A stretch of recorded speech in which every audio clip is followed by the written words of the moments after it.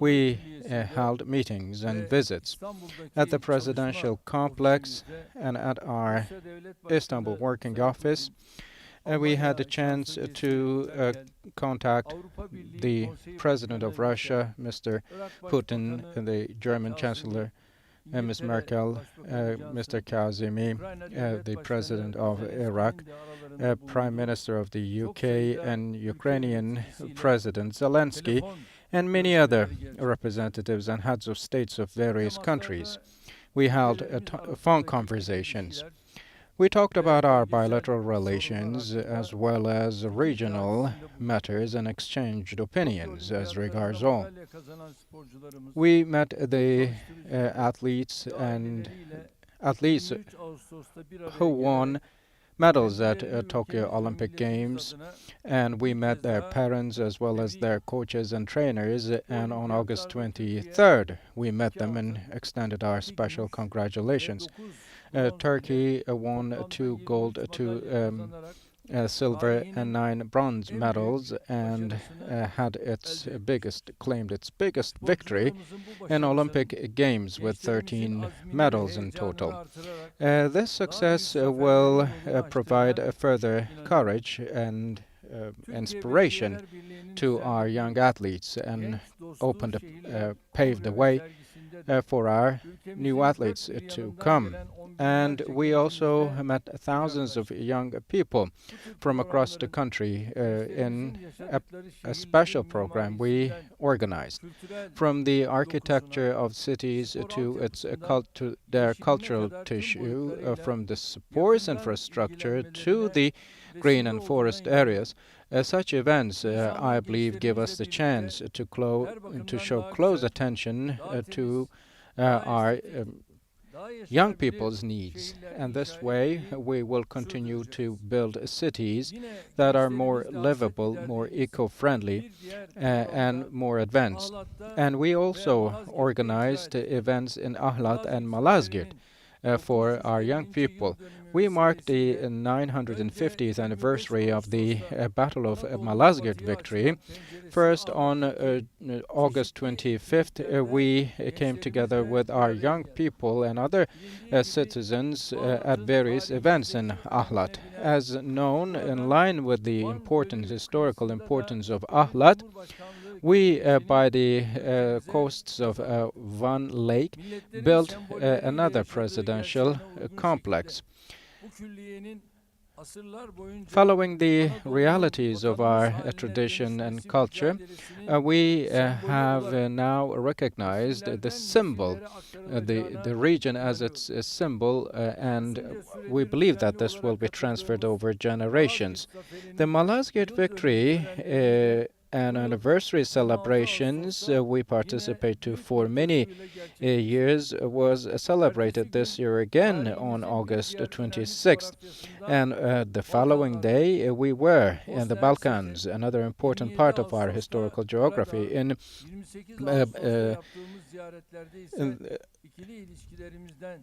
In this week, we paid official visits to Bosnia and Herzegovina and also Montenegro, and we had a chance to address various subjects with our counterparts, both on August 25th and August 26th, as both parties of the People's Alliance.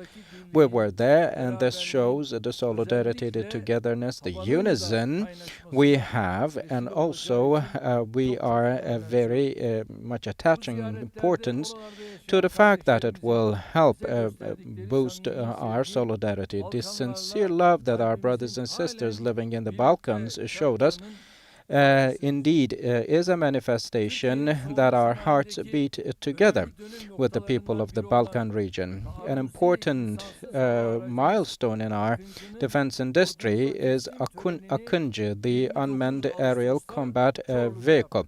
And we in Çorlu did conduct the delivery organization for it.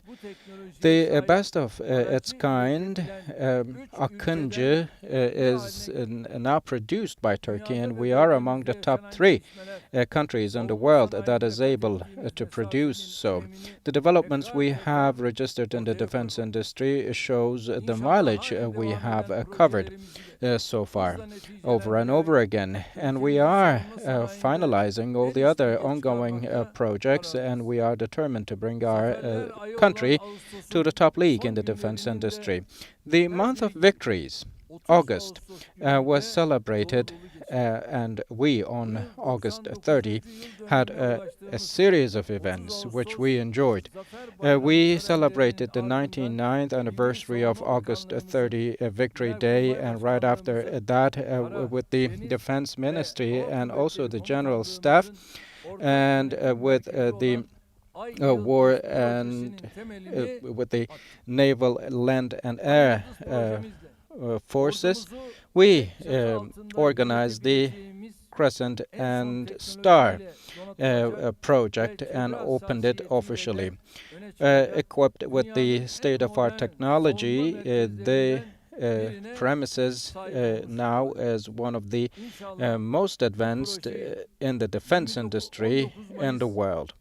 And the project will be delivered to our army and our nation by 2021 May 19, 23 May 19. And after that, we participated to the land work colleges graduation ceremony.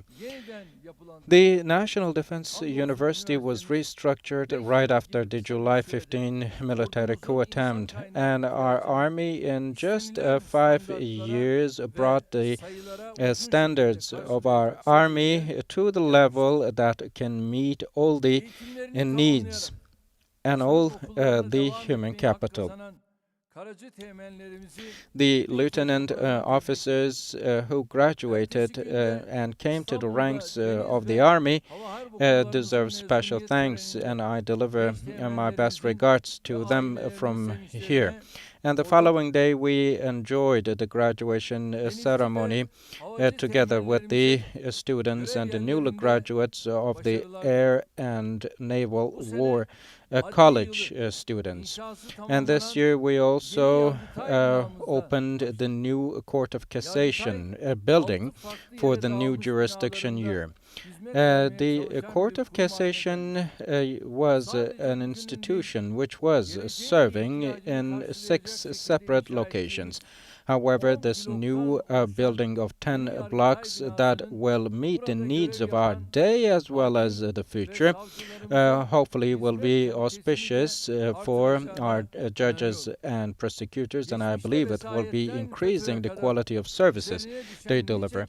From tutelage to fetter, the jurisdiction in the past was under the shadow of prejudice. However, the jurisdiction and the judicial system now, I believe, grows stronger and stronger every passing day. And in the forthcoming days and years, we will provide further support to our jurisdiction system. We also opened the new premises and buildings for the Gendarmerie and Defense, Gendarmerie and Coast Guard. And I wish all the graduates and all the students the best of success in their work. And on September 3rd, we did organize the appointment ceremony for our teachers. And I congratulate all the teachers who have been appointed to their new tasks and wish them all the best. Right after the ceremony, we also organized visits to the cities where natural disasters took place, and we paid our first visit to Rize province. Right after the flood, we indeed received information and the most updated info as regards the situation the current situation, and we also did lay grounds for many projects. And the Rize Mardin south and north transportation corridors, most important infrastructure, İkizdere Road and Hurmalık tunnels were officially uh, inaugurated. These projects and this road and tunnels will contribute to the revitalization of many activities, commerce included, in the region. And on Friday, we were at Salarha Tunnel's opening ceremony, and we also did lay the grounds for the mass housing project in the city center. Then we visited the university in the city and opened the new faculty of dentistry building, and we met the members of the university, the fellows and professors, and we talked about the new projects to come. And today, for 2021, for 2022 year of education, we started a new program. And we started today with the opening of the new education year. And from here on, I once again hope that the new education year will be auspicious for our people, for our citizens, our teachers, our students. And at Sultan Ahmed Vocational School, we organized this event. This shows that from the past into the future, we had indeed a gathering, if you will. And in the presidential meeting we have just finalized, we talked about the pandemic, also tourism, from transportation to trade, all matters relevant. As seen for our country and for our people, our nation, we work day and night and we produce projects that are the products, the fruits of our politics of service, and we materialize all those projects one by one.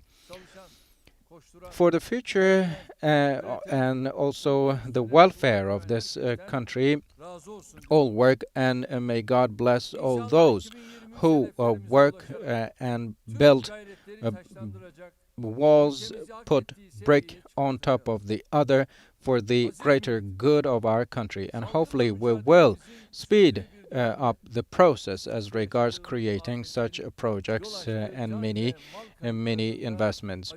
Our country, of course, felt the pain of many losses and damage caused by the natural disasters.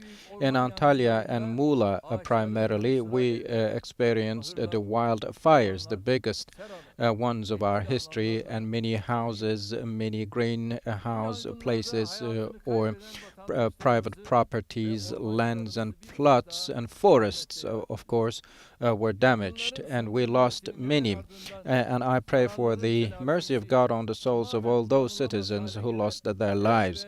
Right after the fires were put out, we initiated the works of loss adjustment and also reconstruction of damaged buildings. And now even we have some buildings, some houses built and delivered to their owners. And our purpose here is to deliver all the damaged or harmed buildings and structures and return them to their real owners. In Ayancık, Sinop, in Bartın, Ulus, and in Rize, and in many other cities such as Kastamonu, we unfortunately had the floods that caused a lot of loss and a lot of lives. I pray for the mercy of God on the souls of 82 citizens who passed away. We still have search and rescue operations ongoing for the 15 civilians.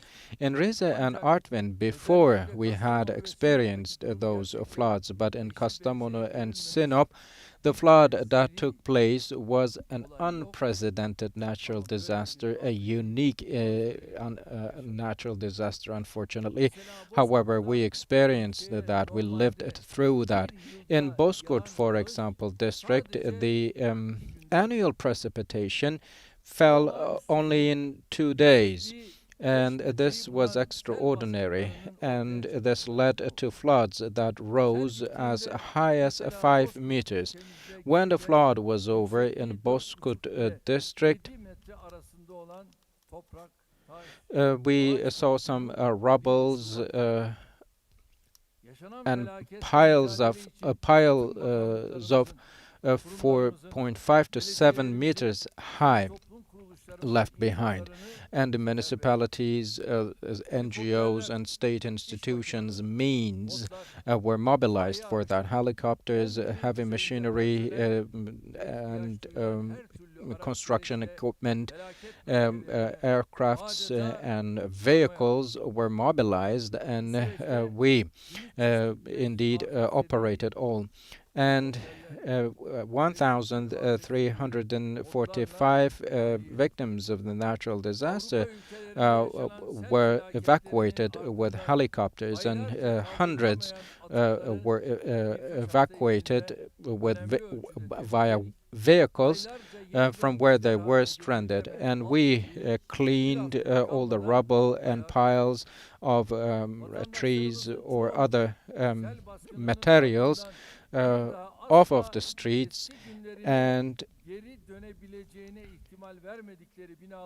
the buildings, the streets, boulevards, all of them were rendered livable again with the cooperation we had with our people. The amount of the rubble cleared from Bozkurt district only exceeded 20,000 tons. And we had many ministers who worked and always stayed in the region throughout the whole process. The Minister of Transportation and the Minister of Urbanization and Environment and Minister of Interior Affairs, they all, with other colleagues, indeed camped, if you will, in the region, and all problems were identified immediately and solved and tackled with. Some service lines were established for the areas where transportation was interrupted. Even though the water and electricity supply came to a halt, they were brought back immediately. And all the assistance operations are coordinated by AFAD. And now a financial material loss of 539 million has been reported, and so far we have allocated a subsidy of 287 million, and around 345 million liras of donations has been provided so far in the donation campaign. Those whose products, vehicles, or properties were damaged now stand at a figure of 3,800. The number of the farmers is around 3,800. However, we are determined to erase the traces of this disaster without any pause, and until we compensate for all the loss and damage. Distinguished fellow citizens, the effective advantage of the presidential system has been revealed more clearly in the face of these natural disasters. From fundamental needs to all the basic services, the needs of our citizens have been met immediately. And the loss adjustment operations took place immediately, and reconstruction started right after. All the damaged buildings are planned to be reconstructed and delivered to their owners within a year. And the needs of all living beings in the region, including the stray animals, have been considered, and all necessary actions have been taken so far. These these natural disasters, floods included, show that it is of paramount importance for our nation to stand alert and ready against natural disasters. The scientists are warning all against such big-scale natural disasters, and we are also very pleased to see that we have grown our capacity and prepare more and more. Of course, preventing the natural disasters go beyond human control. However, it is in our control to reduce the potential damage, to save lives, and also establish the system that will ensure a quick recovery after natural disasters. Turkey indeed has a very comprehensive and functioning response plan in natural disasters. So this response plan has been ever expanded in its scope and further improved. And as compared to the past, we are taking more effective and faster actions in the face of natural disasters thanks to the plan we have at hand.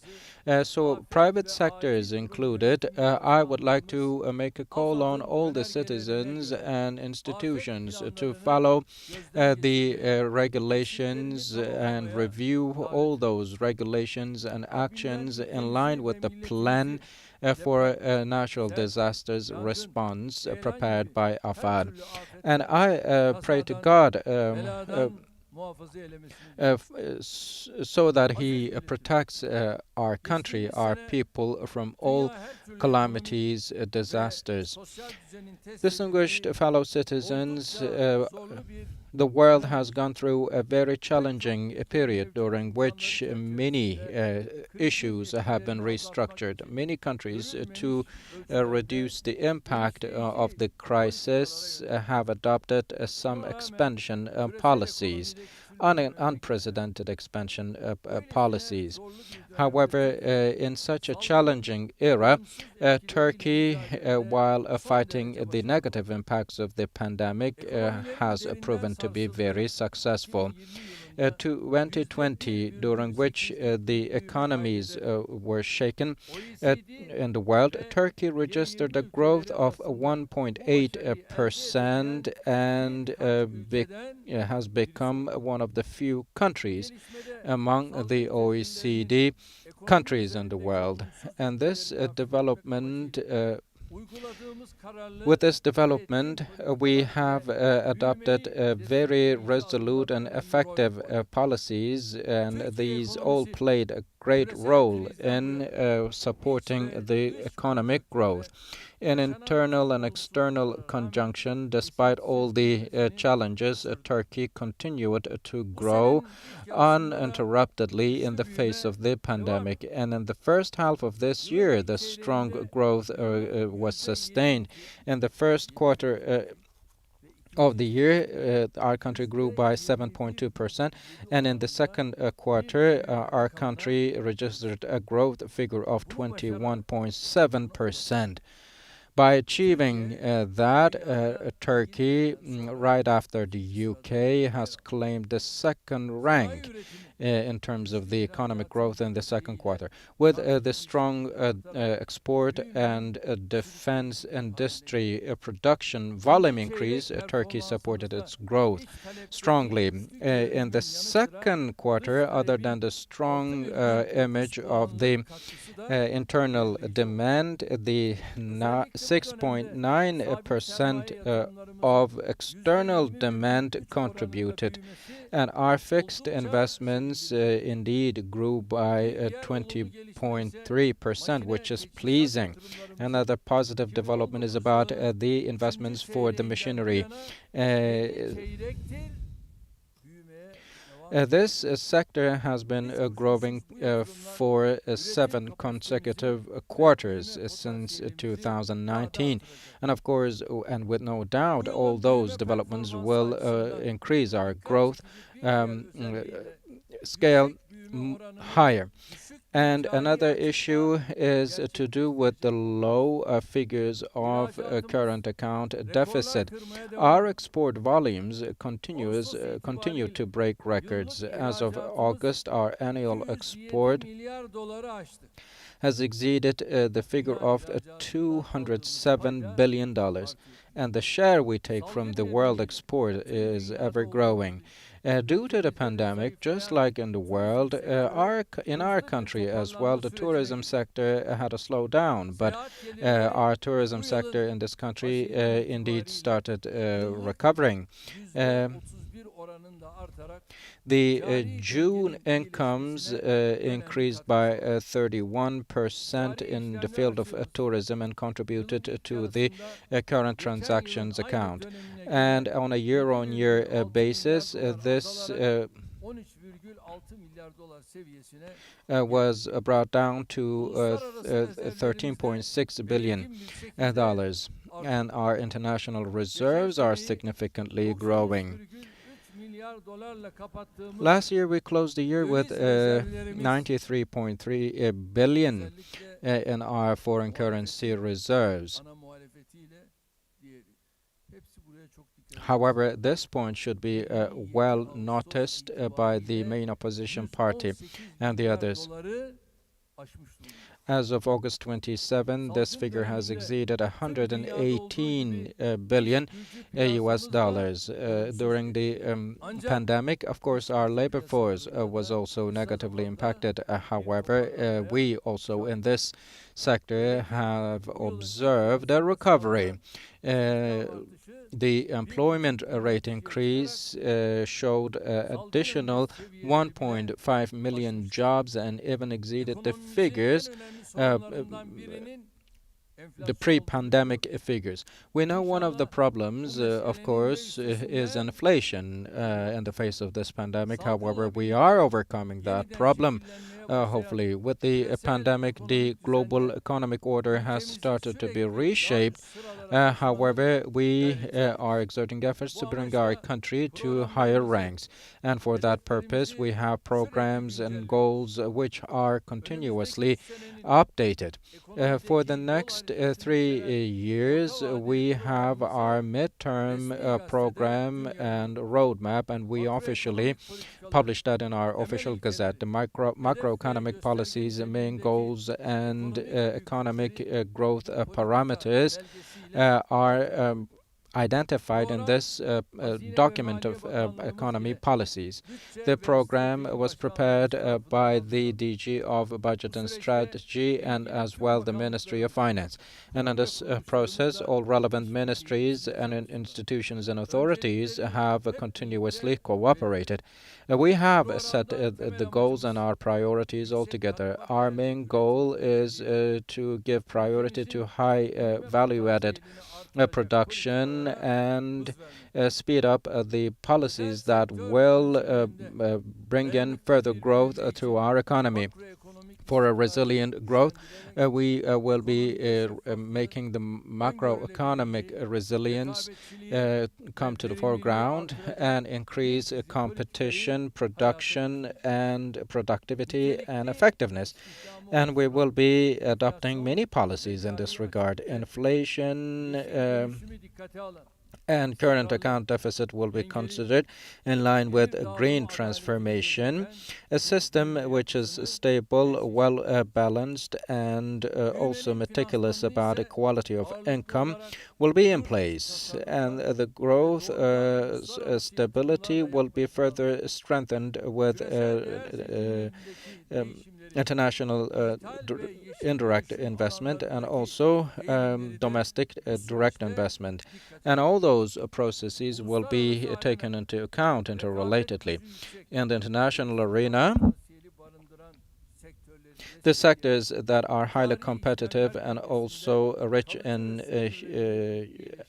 human capital will ensure a permanent and healthy growth. In this program, the monetary and financial policies will be coordinated by way of increasing productivity, and it will ensure in our goals the reduction to single-digit figures in inflation. Of course, a sine qua non, a must-have, is a discipline in finance. Everybody should recognize that. Distinguished fellow citizens, growth is the fundamental need for Turkey to achieve its growth goals. And with the balance of internal and external composition, we hope to close this year with a growth of 9%. And economy is, we have an expectation, a forecast that the economy will grow by 10.5%. By the end of the program, our national economic volume will be brought to $1 trillion, and this growth for this growth to be stable, comprehensive, and sustainable, we will be adopting a development model that is supported with many elements. And the driving engine of the economy, which is the defense, which is the production and manufacturing industry, will be supported for further encouragement and incentives in investment. We will be simplifying the investment incentive programs and give priority to regional clustering, and we will be exclusively supporting those. We will continue with the technology-oriented industrial movement program and come up with new financial models that prioritize the technology. SMEs' capacities will be grown for them to adapt to the new technologies and to speed up their adaptation to the post-pandemic period. The digital transformation projects of SMEs will be further supported. In particular, in the field of green transformation, we have assertive policies. The Green Deal action plan and all related steps will be followed. Starting with the new incentive programs, the investments that do reduce this green gas emissions will be also prioritized. And in this regard, we will render the competition power of our export activities in line with the eco-friendly policies of the world.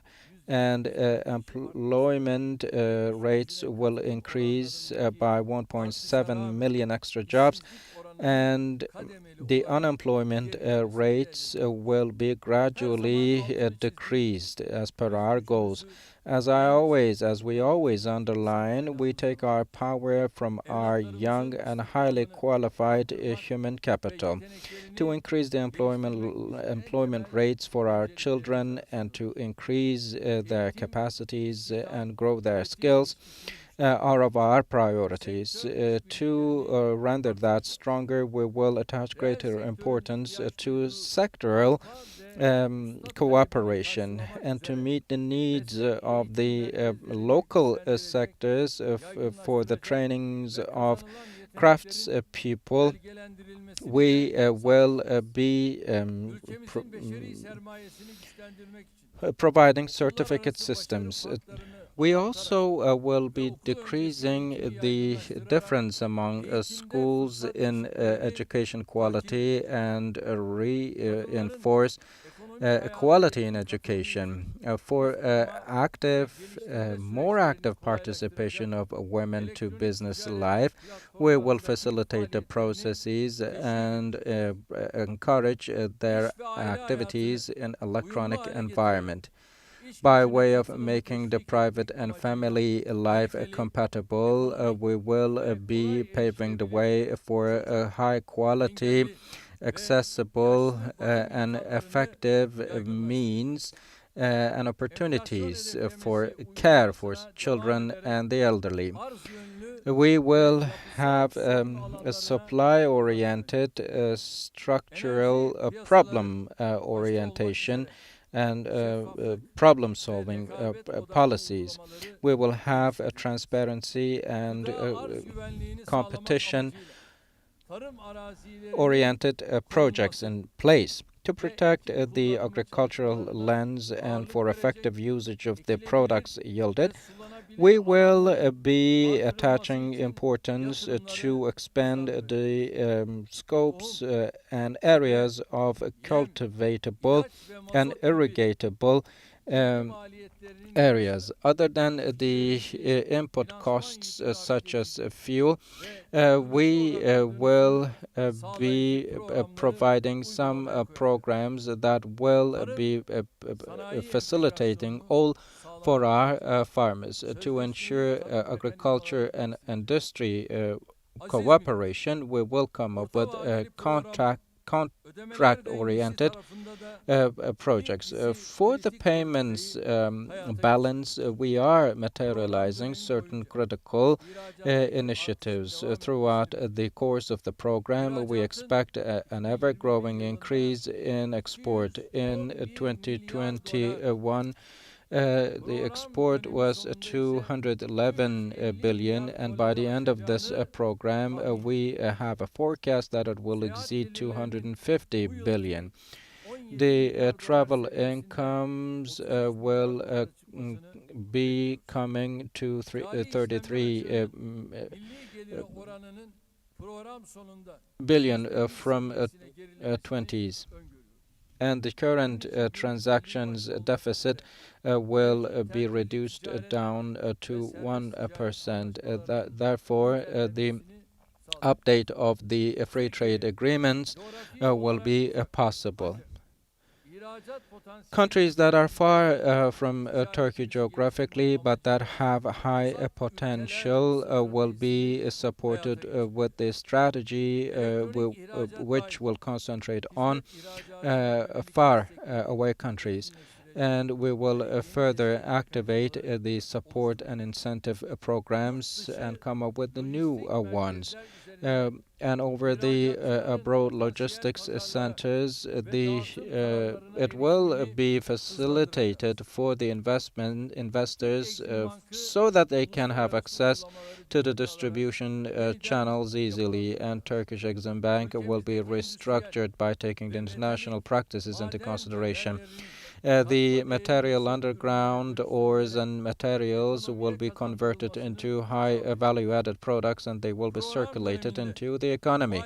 Throughout this program, financial discipline will be resolutely sustained, and effective usage of resources will be ensured. As reckoned by everybody, this year we shared our target for a budget deficit and revised it down to 3.5% by the end of the year. And by delivering on our promises, hopefully and easily, we will be achieving our goal. While managing our budget this way, in the framework of fighting the pandemic, we will support our craftsmen, our farmers, our citizens, all our citizens. For over the past 2 years, in the budget and also in our public resources, we have allocated many direct incentive programs, and along with them, we have provided the credit lines with attractable conditions. So all this support and incentives will stand at a figure of 730 million by the end of the year, and in the forthcoming periods we will continue to support our citizens, our people. The public debt stocks ratio to national income will be reduced, and this will strengthen the sustainability of financial programs. And the ratio of the national budget deficit is to be materialized by 2.9%, and the non-interest rate balance will have a surplus of 0.3% according to our forecasts. And throughout this program, we will continue to review all the expenses for the public vehicles, for their supply, usage, and also removal from service. We will have a system, a digital system, and this will also be supported with the taxation of all those within the framework of our strategic priorities. The adapting policies we have will prioritize Turkish lira oriented borrowing, which will at the end reduce our foreign borrowing. With our midterm program, public institutions and authorities will be supported for the preparations of their budgets, and we start the legal process for that end. The subsidy proposal maximum prices figures have been identified after the approval of the Assembly for the post-2021 period. We will be rolling up our sleeves immediately. Another important step, which I believe is crucial for our country, is the mid-term strategy plan, and I hope that this program will be auspicious for our country and our people. I would like to congratulate and thank to all the institutions and authorities who contributed to the preparation of the program on behalf of my nation, and I convey my special thanks, personal special thanks. Before I conclude, I would like to mention one other important subject. The biggest tool we have in our fight against the pandemic is the vaccine. In this period, when the schools are opening back up and when people have all their activities ongoing uninterruptedly, I kindly ask all our citizens to abide by the rules and all measures, including wearing masks, paying attention to social distancing, and also personal cleanliness and hygiene. One other thing I would like to say is about the procurement of the grains for rice. It is 5,500 for Osmancık rice. It's 4,500, and for Luna rice, the price will be 4,000. The harvesting period and the procurement prices hopefully will be auspicious for our rice producers and farmers. I would like to extend my best regards to each and every one of you. Thank you very much. Stay in health.